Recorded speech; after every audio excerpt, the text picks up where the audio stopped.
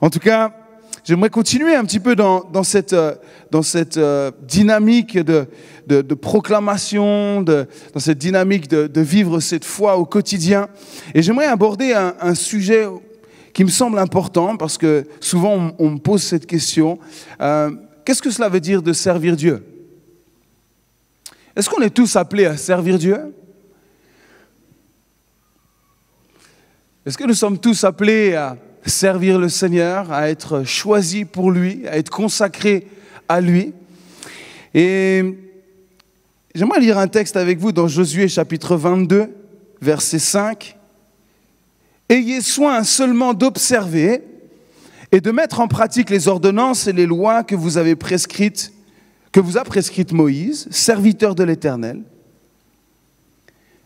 Aimez l'Éternel, votre Dieu, marchez dans toutes ses voies, gardez ses commandements, attachez-vous à lui et servez-le de tout votre cœur et de toute votre âme. » Servez-le de tout votre cœur et de toute votre âme.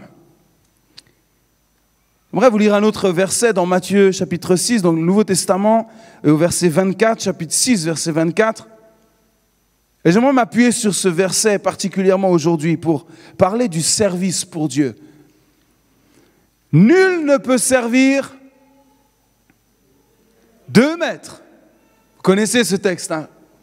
Nul ne peut servir deux maîtres, car ou il haïra l'un et aimera l'autre, ou il s'attachera à l'un et méprisera l'autre. Nul ne peut servir de maître. Personne ici-bas, sur cette terre, ne peut servir deux maîtres à la fois. C'est impossible. Même si c'est votre désir ou le désir de quelqu'un, j'aimerais peut-être servir l'un et servir l'autre, ce n'est pas possible. Le Maître Jésus-Christ nous dit ici que ce n'est pas possible de servir deux maîtres. Personne qui respire ici-bas ne peut aimer deux maîtres. Nous ne pouvons pas aimer deux maîtres à la fois. Personne qui vit ici non plus ne peut s'attacher à deux maîtres à la fois. Le mot « servir » que nous voyons ici, nul ne peut servir de maître, ce mot-là fait référence à la notion de soumission, une soumission totale, absolue. Donc personne ne peut se soumettre totalement à deux maîtres. Nul ne peut obéir à deux maîtres à la fois. Nous ne pouvons pas obéir à deux maîtres. Personne non plus ne peut être l'esclave de deux maîtres à la fois.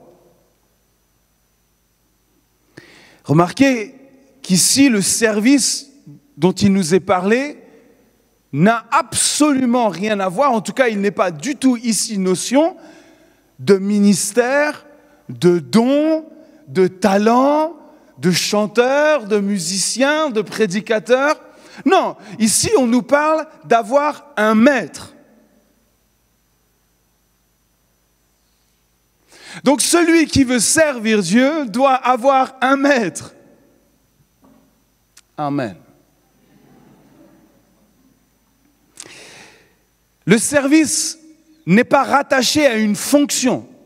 Écoutez bien cela, le service pour Dieu n'est pas rattaché à une fonction, mais il est rattaché à une personne. Vous entendez bien cela cet après-midi? Si vous devez retenir quelque chose, c'est cela.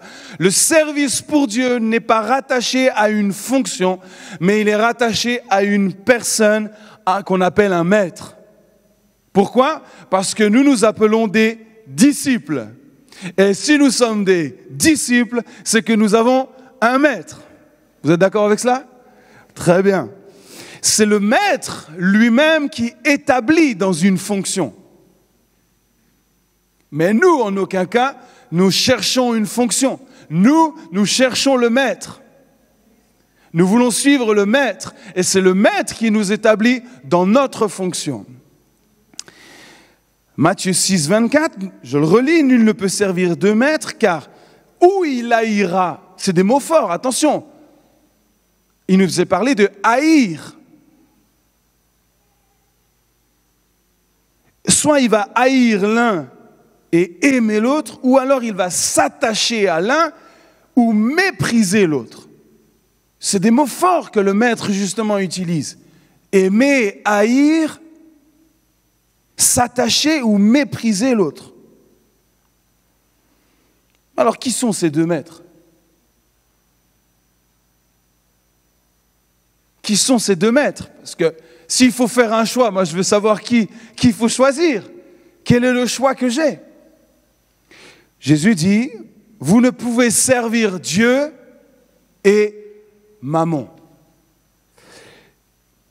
Je ne vais pas m'attarder là-dessus, sur Mammon, mais Mammon, c'est ce qui représente le matérialisme. C'est ce qui représente la richesse humaine. Et Jésus nous dit, vous ne pouvez pas servir Dieu et servir ou vous servir. Vous ne pouvez pas vous servir et me servir. Dire oui à Jésus, c'est dire non à sa propre vie.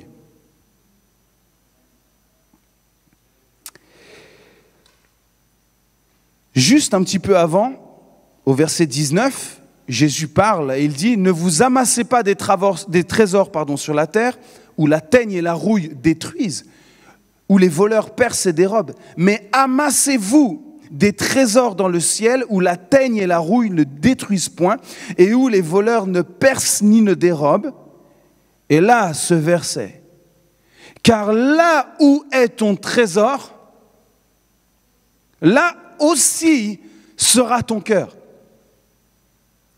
Car, donc, si tu veux t'amasser du trésor dans le ciel, ça vient de ton cœur premièrement. C'est qu'est-ce qu'il y a au fond de ton cœur? Quelle est la décision que tu as prise en ton cœur personnel? Où est ton trésor? Ce qui compte pour Dieu et pour le service pour Dieu, c'est ton cœur avant tout. Tout part du cœur.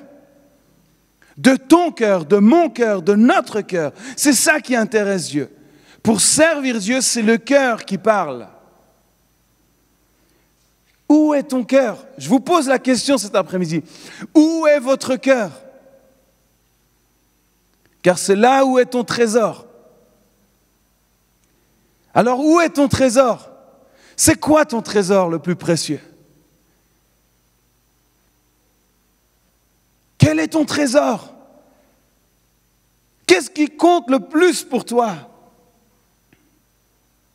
Qu'est-ce qui donne sens à ta propre vie?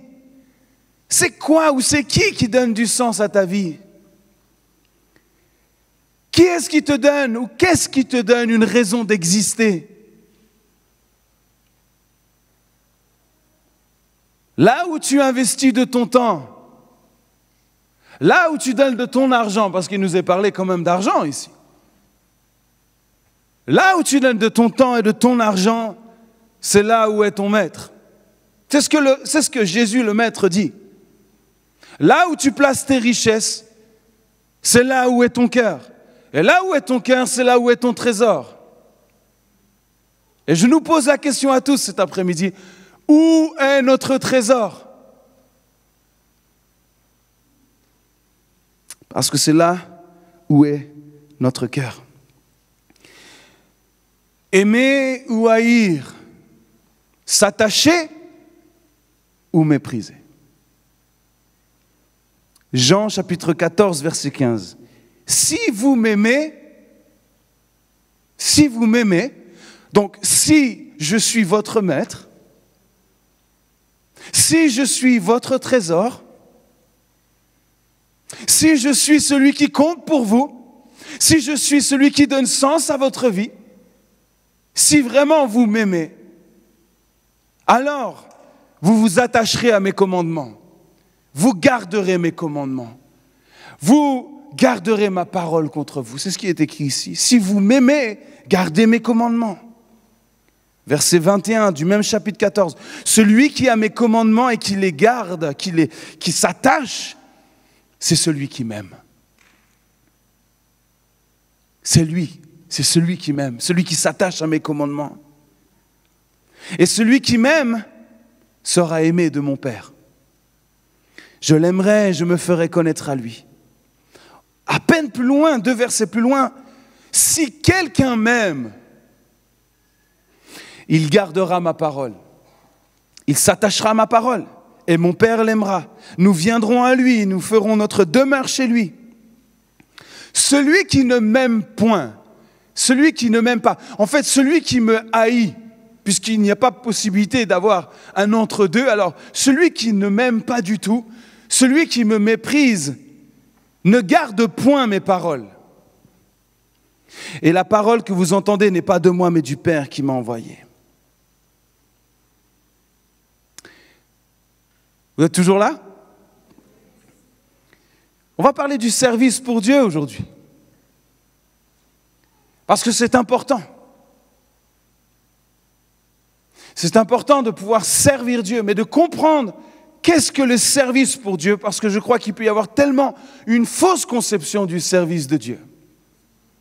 Et aujourd'hui, j'aimerais vous libérer avec la parole de Dieu pour que vous puissiez devenir de véritables serviteurs de la parole de Dieu, serviteurs du Maître, serviteurs du Dieu lui-même, du Dieu Tout-Puissant.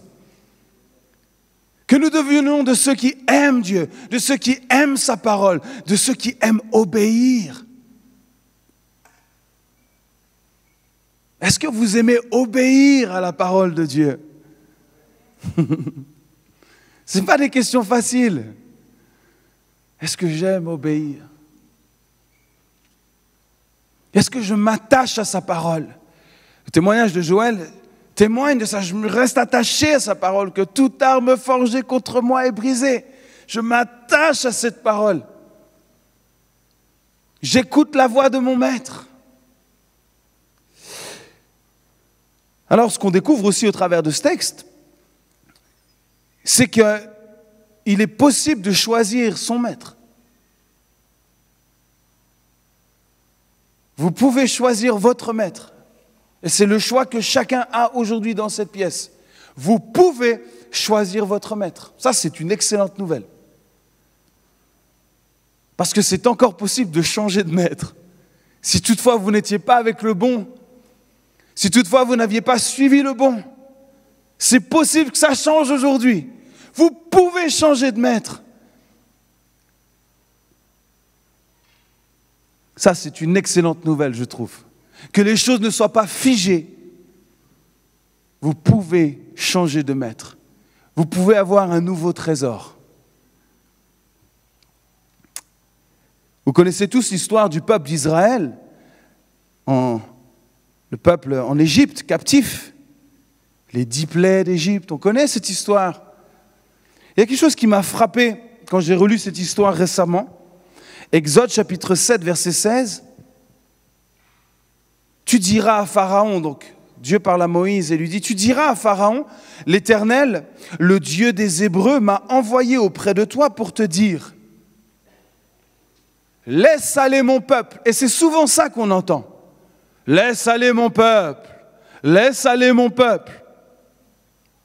Mais on a oublié de lire la suite. Afin qu'il me serve. Laisse aller mon peuple, afin qu'il me serve. Au verset 26, encore une fois. Va vers Pharaon et tu lui diras, ainsi parle l'Éternel, laisse aller mon peuple, afin qu'il me serve. Au chapitre 8, verset 16, tu lui diras de bon matin, laisse aller mon peuple, afin qu'il me serve. Laisse aller mon peuple. Et bien des fois, au chapitre 9, encore une fois, au chapitre 9, verset 13, encore une fois, au chapitre 10, encore une fois. Laisse aller mon peuple afin qu'il me serve. Afin qu'il me serve. Ce qu'on découvre au travers de cette parole de Dieu, la volonté, le désir intense de voir un peuple qui sert son nom. Dieu cherche un peuple qui le serve. Quitter la captivité depuis 430 années. On pourrait dire, Ah, ils vont être libres dans le désert, ça y est, ça va être extra. Non, ils vont me servir dans le désert. Tu changes de maître. Tu quittes un maître pour un autre. Et j'aimerais te dire, et il faut que tu entendes, que même si tu ne le crois pas, c'est que peu importe le maître que tu as, tu le sers.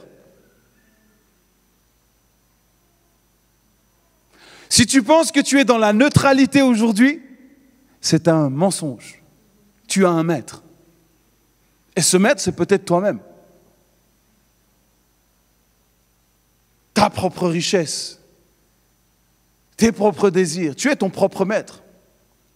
En fait, ta chair, le péché, est ton propre maître. 400 ans pour sortir d'Égypte, pour servir à nouveau, pour le servir. Et ce que j'aime, c'est « laisse aller mon peuple ». Dieu veut que son peuple entier le serve. Hommes, femmes. Oui, je crois que les femmes sont appelées à servir Dieu. Ce n'est pas quelque chose qui est réservé aux hommes. Hommes et femmes de toute nation, de toute tribu sont appelés à servir Dieu. Jeunes hommes, jeunes filles, enfants, vieillards, anciens, nous sommes tous, laisse aller mon peuple, afin qu'il me serve, sauf les femmes, sauf les vieillards, parce qu'ils n'ont plus beaucoup d'énergie. Non, ce n'est pas ce que Dieu a dit. Laisse aller mon peuple, afin que mon peuple tout entier me serve. Du plus petit jusqu'au plus grand. Je veux que mon peuple entier puisse me servir. Me servir? Dans le désert? Mais il n'y a pas d'église dans le désert, comment on va te servir? Il n'y a pas d'estrade non plus. Il n'y a pas de micro, il n'y a pas de sono. Il n'y a pas d'études bibliques. Comment on va faire? Mais il n'y a pas de groupe d'évangélisation non plus.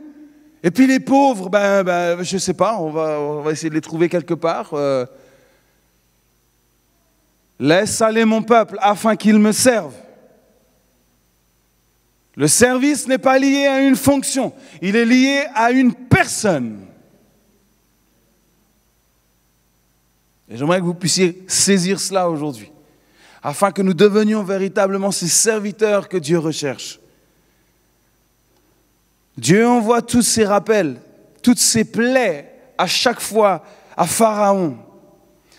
Pourquoi? Pour rappeler son désir.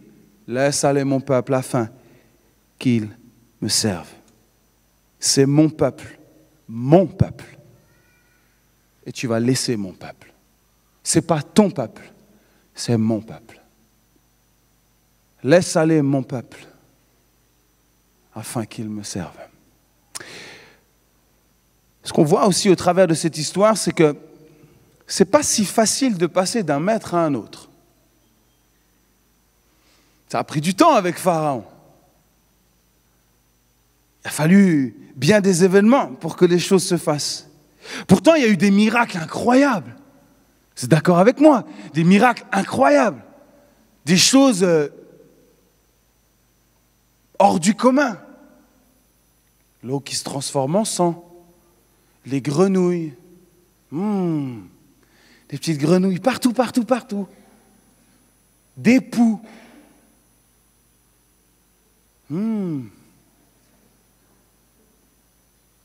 Toutes sortes de choses. Choses extraordinaires.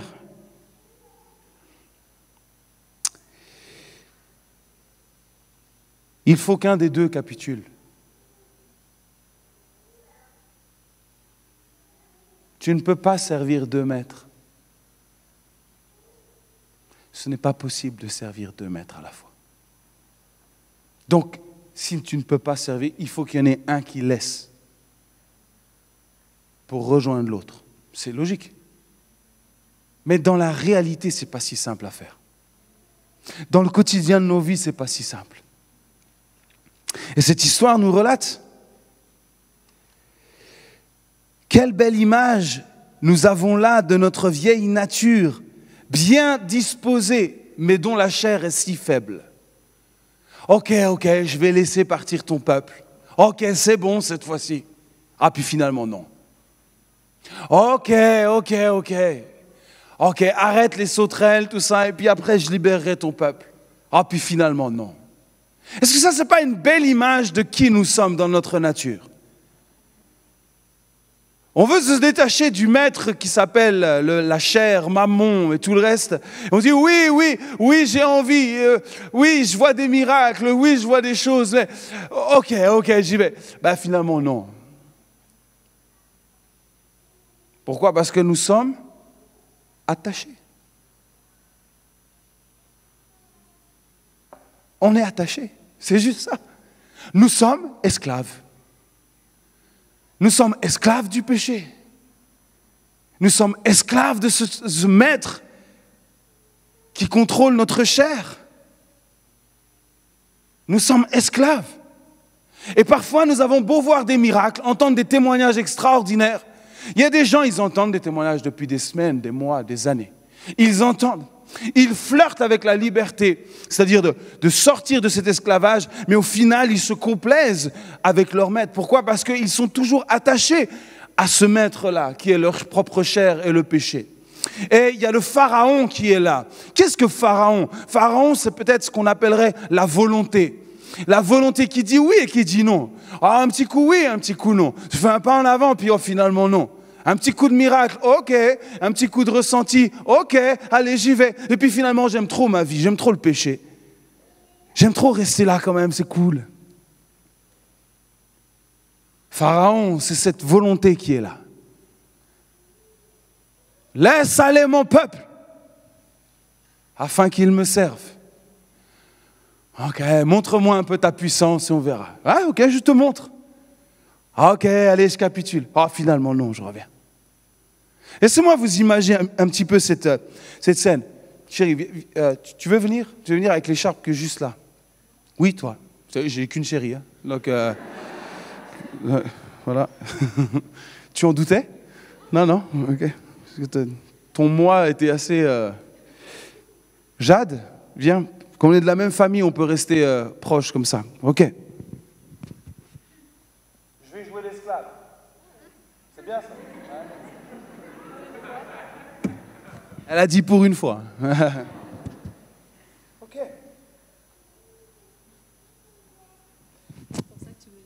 Voilà. Et toi, tu vas jouer le rôle de Dieu. Ça te va bien. T'aimes bien ça. Tiens, mets-toi juste là, voilà. Et toi, Jade, tu vas jouer mon maître. Oh, t'aimerais ça une fois dans ta vie. Hein. Tiens, voilà. Donc, voilà. Tiens, recule-toi un petit peu. Donc, je suis attaché à mon maître. Ok? Je suis attaché. Mais j'ai quand même ma volonté. Il est attaché. Tiens ferme. Voilà. Tu veux pas que je m'en aille. Ok? Et je suis là. Et je sais, j'entends la voix de Dieu. Laisse aller mon peuple afin qu'il me serve. Mais je suis attaché par cette vieille nature. Je suis attaché à ce maître-là. Ce maître, ce péché, ce mammon, voilà, c'est ma vie, c'est moi et c'est moi. Et je reste attaché à ce maître. Et toi, tu dis, laisse aller mon peuple. Afin qu'il... Voilà. Et j'entends cette voix qui est là. J'entends cette voix. J'ai envie, mais mon pharaon. Oui, mais finalement, je ne suis pas si mal ici. J'ai tout ce qu'il faut, alors c'est un peu dur. Voilà. Et...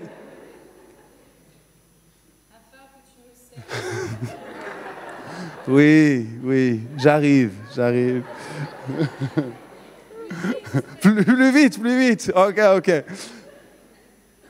Mais c'est à moi de décider. Parce que nous avons tous la liberté de choisir. Tous. Nous avons la liberté de dire à notre pharaon, à ton pharaon, je quitte qui tu es. Je ne peux pas le faire de moi-même. Écoutez-moi bien. Je ne peux pas le faire de moi-même.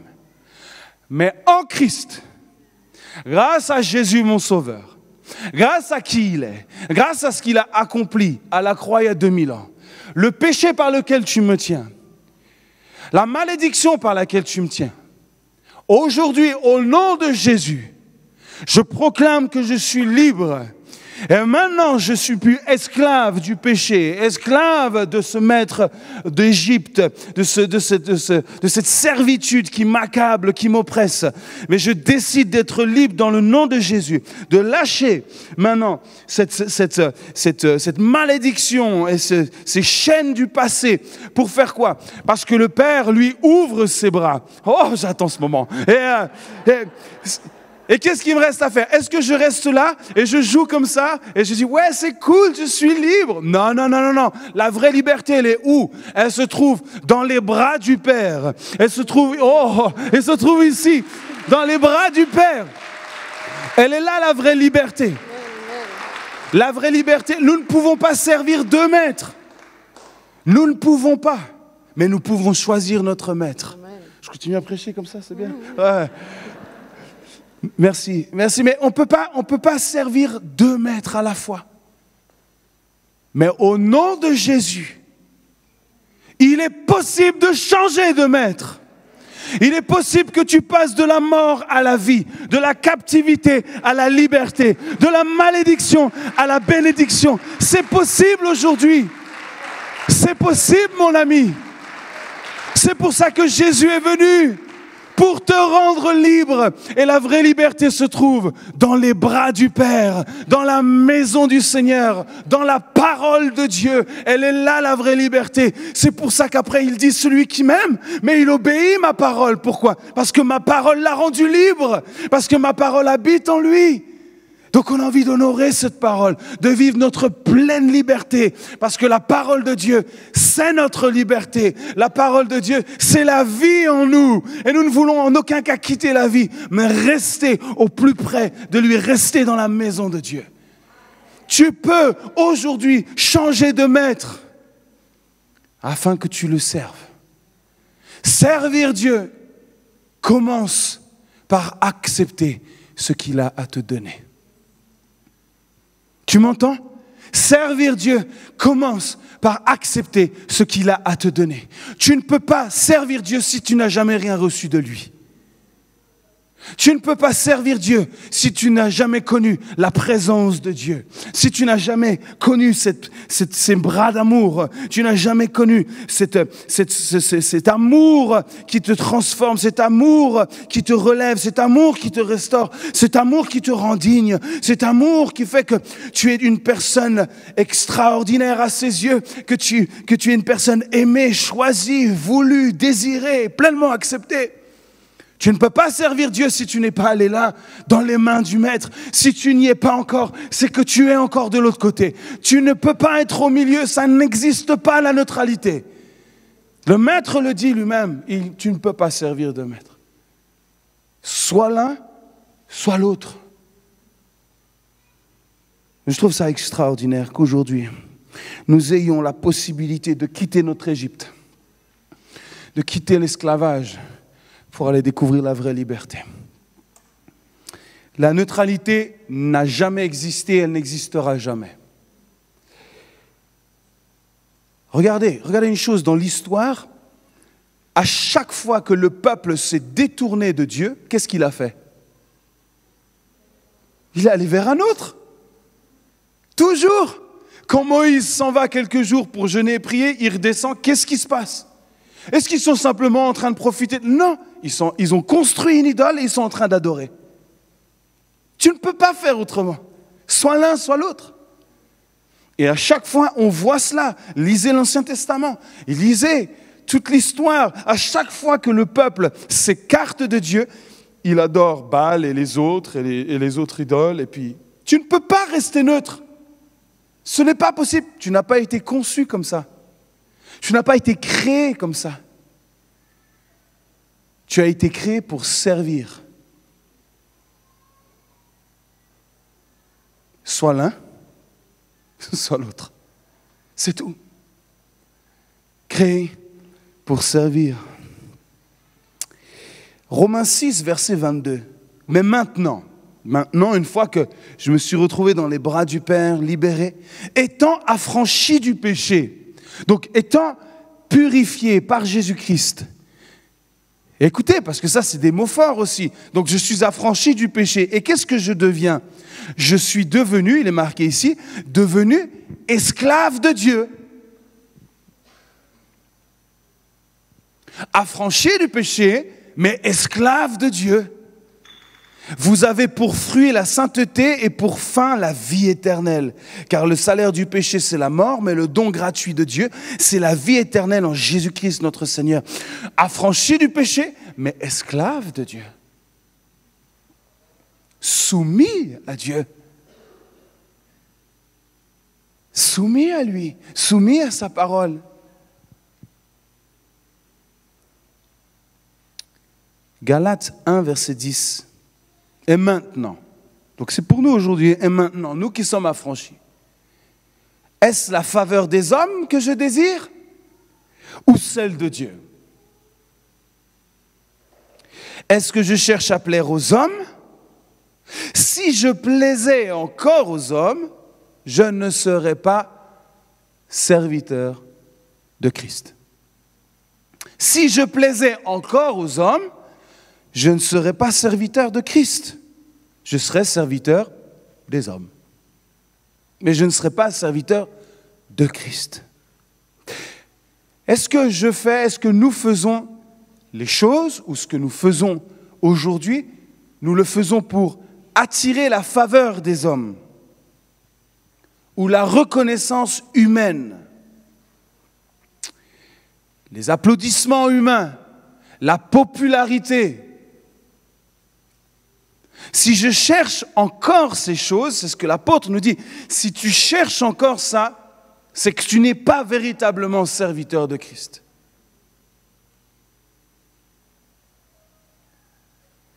Voilà la radicalité du service. Soit l'un, soit l'autre. Servir Dieu, je crois profondément que servir Dieu, c'est chercher à le rendre lui populaire. C'est chercher à ce que lui puisse être plus connu et encore plus célèbre qu'il ne l'est. C'est ça le vrai serviteur. Il ne cherche pas sa propre gloire, mais il cherche à ce que son maître brille, à ce que son maître soit connu. Servir Dieu, c'est chercher à disparaître pour que le maître puisse briller lui-même. C'est ça, être serviteur de Christ. C'est laisser Christ briller, prendre toute la place. Servir Dieu, qu'est-ce que cela est? C'est tous les jours vivre prisonnier de sa grâce. Paul dira, je suis prisonnier de Christ. Je suis prisonnier. Oui, tu es prisonnier. Quand tu es dans les bras du Père, c'est une belle prison. Oui, tu es attaché, mais c'est la plus belle des prisons. Et ce n'est pas une prison comme tu l'imagines. Être attaché au Père, c'est la liberté. La vraie liberté. C'est ça le vrai service. C'est rester vivant, prisonnier de sa grâce. C'est chercher à le connaître chaque jour un peu plus. Servir Dieu, c'est quoi? Servir Dieu, c'est lui faire confiance pour toute chose. Comme Joël nous le dit, confiance en toute chose. C'est ça, servir Dieu. Tous les jours, je lui fais confiance. Tous les jours, je le sers comment? En étant au plus près de lui. Servir Dieu, c'est d'abord recevoir de sa part. Servir Dieu, c'est faire de sa parole notre plus grand trésor, notre plus beau trésor. Servir Dieu, c'est préserver mon cœur, mon âme, mes pensées, ma conscience, mon corps. C'est préserver pourquoi? Parce que je suis le temple du Saint-Esprit, parce que je suis l'être que Dieu a choisi pour manifester l'amour qu'il a pour moi, parce que je suis la personne qu'il a choisie pour briller aussi sur cette terre de l'amour qu'il m'a donné. C'est respecter qui je suis parce que je suis aimé de lui. Parce qu'il est mon maître. Servir Dieu, c'est fléchir notre volonté devant la sienne. Servir Dieu, c'est chercher les intérêts du royaume avant les miens, avant les nôtres. Chercher d'abord le royaume des cieux, Matthieu 6, 33, et toutes choses vous sont redonnées. Mais cherchez d'abord, en premier, c'est ça servir Dieu. Cherchez d'abord à vivre le royaume de Dieu, à vivre le règne et la puissance de Dieu dans votre vie. C'est ça servir Dieu. Avant de vouloir servir les autres, apprenez à être servi par Dieu lui-même. Apprenez à ce que Dieu puisse venir changer votre vie avant de vouloir changer la vie des autres. Apprenez à vous approcher de lui. Apprenez à vous mettre dans ses bras, à vivre sa présence. Et ensuite, vous allez servir les autres. Mais Dieu te veut d'abord pour lui, que mon peuple sorte d'Égypte pour qu'il me serve. Mais nous, dans nos milieux, nous avons trop habitué les gens à servir les autres avant de servir Dieu lui-même. Les gens veulent servir le monde entier, mais ils ne savent pas servir la personne de Dieu lui-même. Servir Dieu, se rendre disponible pour lui, le laisser briller dans ma vie, le laisser changer, challenger ma vie, le laisser bousculer ma vie, le laisser prendre la première place dans ma vie, le laisser régner en moi. C'est ça, servir Dieu d'abord. Ensuite, il donnera. Il a donné des dons aux uns aux autres pour qu'on puisse travailler ensemble, faire des nations des disciples. Mais il faut d'abord apprendre à servir Dieu. Laisse aller mon peuple afin qu'il me serve. Servir Dieu, c'est vivre libre du péché, mais esclave de son amour. Es-tu esclave de l'amour de Dieu? Esclave, c'est-à-dire que tu ne peux pas t'en séparer. Et la Bible dit, rien ne pourra nous séparer de l'amour de Dieu.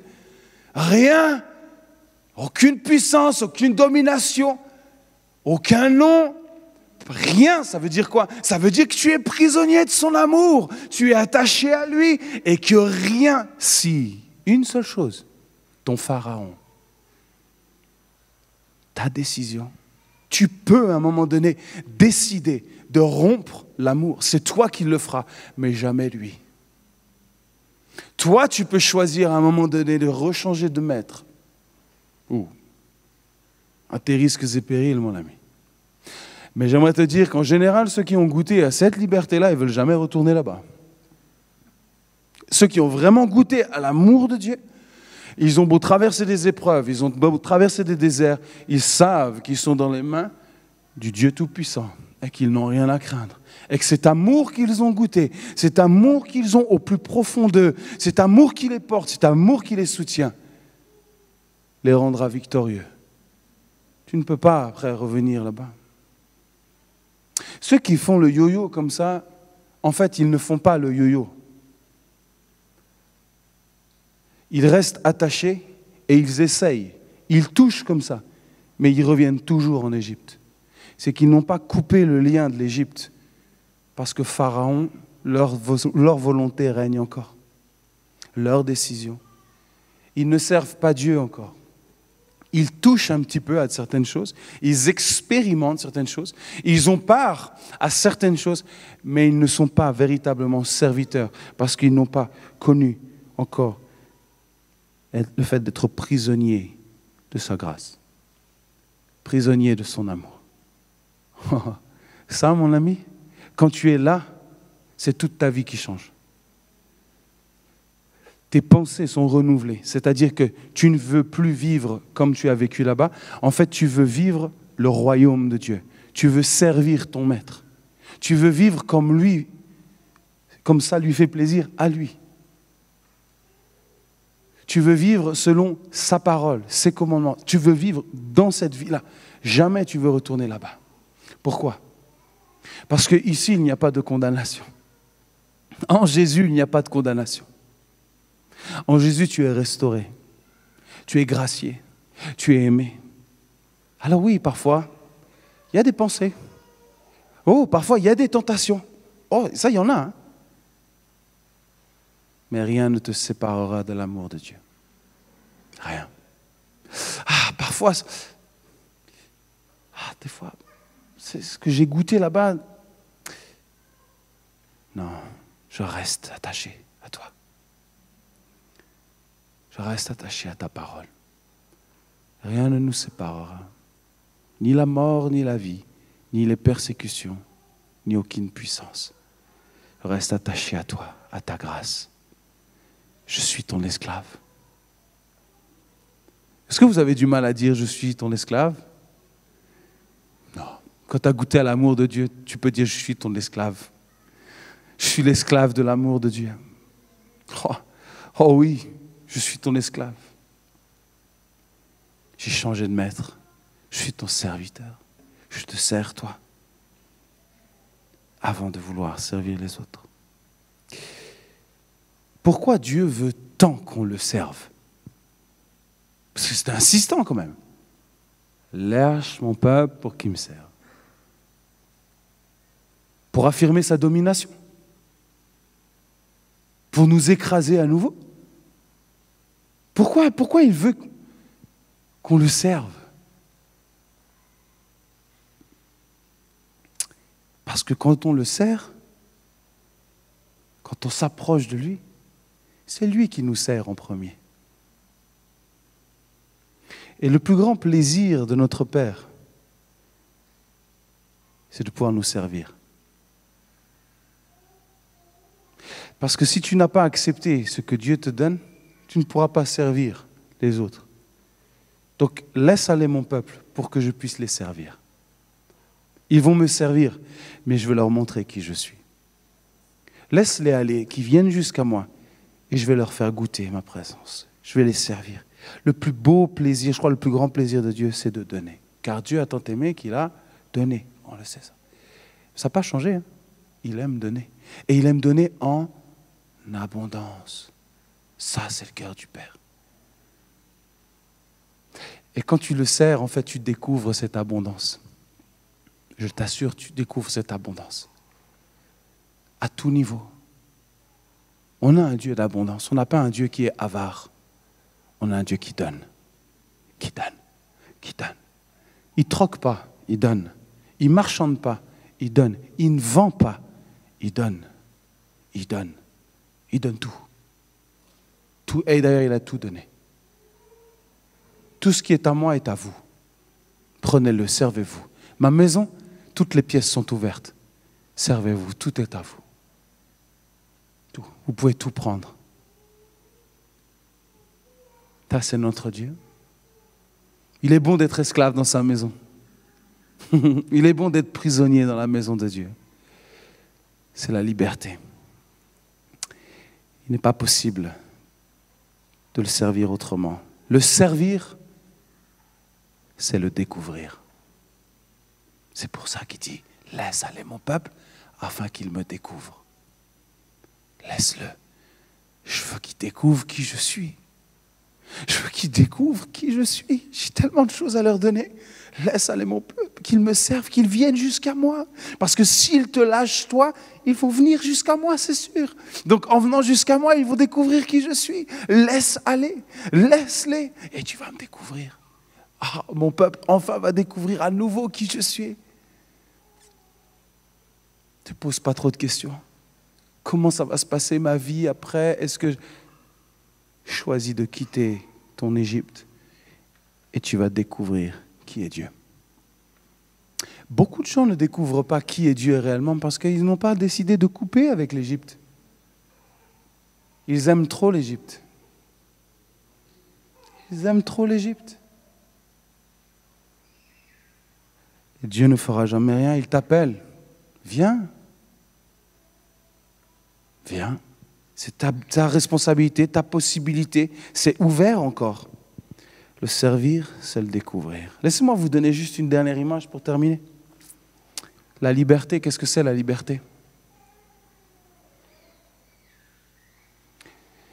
La liberté. Vous avez déjà eu un poisson à la maison? Un petit poisson rouge ou un aquarium? Vous avez déjà vu ça? Le poisson, où est-ce qu'il vit? Dans l'eau. Tout le monde est d'accord avec ça. Le poisson vit dans l'eau.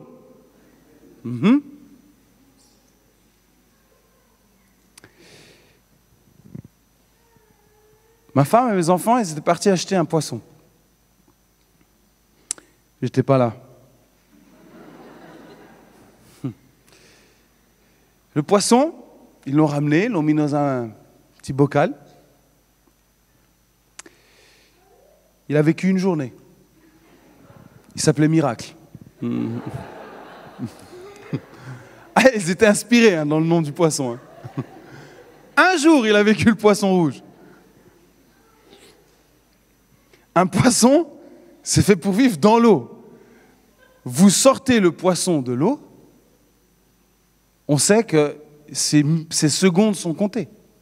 D'ailleurs, vous voyez rarement, vous peut-être qui êtes déjà allé à la plage ou en bord de rivière, vous voyez rarement des poissons qui essayent de vivre à l'extérieur de l'eau. Ils ne se posent pas la question, tiens, je vais essayer de vivre dans le sable. Je vais voir ce que ça donne. Non, le poisson, il ne se pose pas la question, il vit dans l'eau. C'est sa liberté. D'ailleurs, il a été conçu comme ça. Vrai ou pas? Est-ce que c'est lui qui a choisi de vivre comme ça? Non, c'est celui qui l'a créé. Il a dit, toi, tu vivras dans l'eau. C'est pour ça que tu as des nageoires, tu as une forme comme ça, droite. Tu peux bien nager, tu peux te faufiler partout. Je t'ai fait comme ça, tu es dans l'eau. Toi, tu vis dans l'eau. Le poisson ne se pose pas la question s'il est appelé à vivre ailleurs. Notre vraie liberté, ce n'est pas nous qui la définissons. C'est notre Créateur. La vraie liberté se trouve dans sa parole. Si vous demeurez dans ma parole, vous serez réellement libre et la liberté vous affranchira. Si vous demeurez dans ma parole, vous serez réellement libre. Donc, en fait, la vraie liberté, je sais que certains n'aiment pas ça, mais vous devez l'entendre. La vraie liberté, elle a toujours un cadre. Toujours un cadre. Eh oui, la vraie liberté, elle a toujours un cadre qui n'a pas été défini par toi, par celui qui te connaît, qui t'a créé comme ça. Et si tu penses que tu peux vivre en dehors du cadre, c'est que tu ne vis pas en dehors du cadre, c'est que tu es attaché à la chaîne de l'Égypte. Le seul cadre qui est en dehors du plan de Dieu, c'est de servir le mal. La vraie liberté se trouve dans la parole. C'est le cadre que Dieu a donné. C'est ça, en fait, nous sommes prisonniers de sa parole. Mais la bonne nouvelle, les amis, c'est que la parole de Dieu, elle est infiniment grande. Oh, le cadre, il est infini. Son amour est infini. On ne peut pas mesurer la hauteur, la longueur, la largeur, la profondeur, c'est pas possible. C'est infiniment grand. Et tu peux aller dans tous les recoins et balayer les recoins de cet océan. Mon ami, de toute ton existence ici-bas sur terre, ça ne suffira pas pour découvrir. Et même l'éternité ne suffira pas pour découvrir le cadre de l'amour de Dieu. Tu ne pourras pas, nous ne pourrons jamais être rassasiés, de se dire, c'est bon, moi j'ai fait tous les allers-retours, en long, en large, je sais exactement le périmètre, j'ai fait tout. Non, c'est impossible. Personne ne pourra être rassasié de sa présence. Personne. C'est ça la vraie liberté. C'est ça qui dit, servez-moi et vous allez découvrir qui je suis. Vous allez découvrir mon univers. Vous allez découvrir ma liberté. Alors oui, nous sommes tous appelés à le servir. Laisse aller mon peuple, homme, femme, enfant, jeune homme, vieillard, jeune fille, que tous me servent, que tous me découvrent, que tous viennent jusqu'à moi, que tous viennent dans cette liberté d'être un enfant de Dieu, que tous viennent auprès de moi. C'est ça, servir Dieu. C'est vivre auprès de lui afin de le découvrir un peu plus jour après jour. Et crois-moi que si tu vis cela, tu deviendras un serviteur des hommes naturellement. Tu n'auras pas besoin de chercher à le vouloir, à le dire « Oh, il faut que je prie pour que j'ai envie de servir les autres. » Non, non, non, non, non. Quand tu es près du cœur de Dieu, tu pries pour que ça s'arrête un petit peu parce que tu as envie de tout donner. Tu dis « Oh là là, il faut que je gère le fait que... faut que je retrouve de l'équilibre parce que j'ai d'autres choses aussi à gérer. Il faut que je trouve cet équilibre. » Mais ton amour est tellement grand, tellement immense, tellement... Parce que tu découvres cet amour qui est là. Et c'est ça que Dieu veut. Il veut ton cœur. Tes dons, tes talents, tu n'en as pas besoin. Tu n'en as pas besoin. C'est pas ça qui l'intéresse. C'est ton cœur. C'est toi, pour qui tu es. Après, il te donnera les capacités dont tu as besoin, tout ça, il n'y a pas de souci. Mais le service de Dieu commence là. Amen. Alors, qui est prêt à servir Dieu? Qui est prêt à quitter l'Égypte? Qui est prêt à quitter l'Égypte et dire, ça y est, c'est terminé l'Égypte. Je quitte mon Égypte pour venir dans les bras de mon Seigneur et mon Sauveur. Je quitte l'Égypte. Terminé. Je viens dans les bras de mon Père et je vais découvrir qui il est. Je vais le servir. Amen.